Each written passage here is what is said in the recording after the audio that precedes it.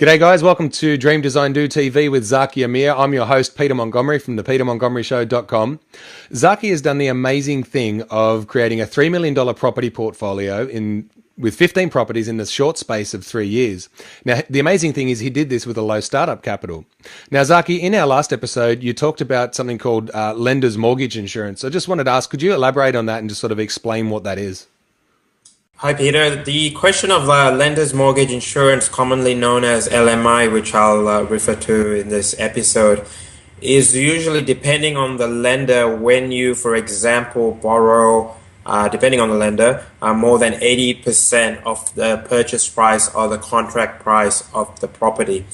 So if the property price is $400,000 and you're taking a loan for 80%, usually LMI is not involved, and if you're borrowing more than 80%, LMI is involved in that application. Once again, depends on the lender.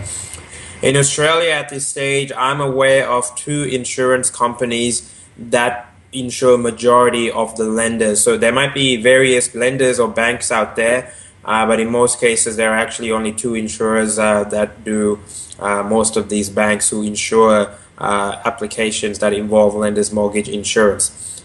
Now, the insurance premium is actually paid by the applicant or the buyer, and it is paid to the bank or the insurance company. However, although it is paid by the applicant of the loan, it is actually there to protect the bank.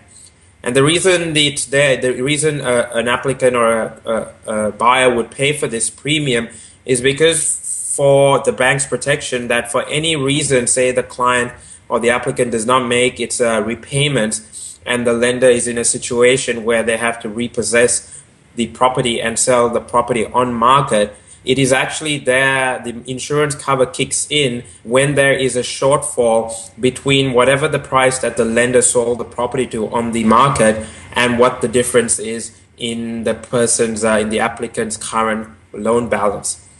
Now, normally, if you did not have lender's mortgage insurance and say you borrowed at 80%, that would mean that the bank has 20% of leeway or equity that for any reason, if the bank does sell that property in the market, that 20% buffer can be used, to recoup the bank's losses. But let's just say you're going to be borrowing, for example, at 90 to 95%, and then the only leeway of the buffer is only 5%. However, the bank sells the property in a repossession and the loss is about 10%. That's when the insurance company comes in and pays the difference to the bank. So lender's mortgage insurance is a premium that is paid by the applicant. However, it is there to protect the lender or protect the bank lending the money. Now, when you come to loan applications that involve borrowing money more than 80%, the criteria that you have to meet to get the loan above the line or to get the loan approved will be much more strict than if the application did not involve lender's mortgage insurance. So, for example, one of the key areas insurers want to know is that you have the ability to show 10% genuine savings. For in this example, and it can change and policies change all the time. And the 10% genuine savings means that they want to know that you have 10% of, say, the purchase price of the property in a bank account over a period of time. And the reason they want to see that is they want to know that you have the ability to save the money as opposed to you getting a chunk of money as a gift or your parents or some other source. And that's one of the criteria that the mortgage insurers look at. And there's a few more, but that's just one of it. So the good thing about lender's mortgage insurance or borrowing over 80% is that you're able to buy a property with a lesser deposit. The drawbacks is that you need to be able to show the bank, and it's actually a good reason that keeps the Australian economy controlled in terms of responsible lending, is that they just want to be able to see that you are credit worthy of borrowing this money over 80%.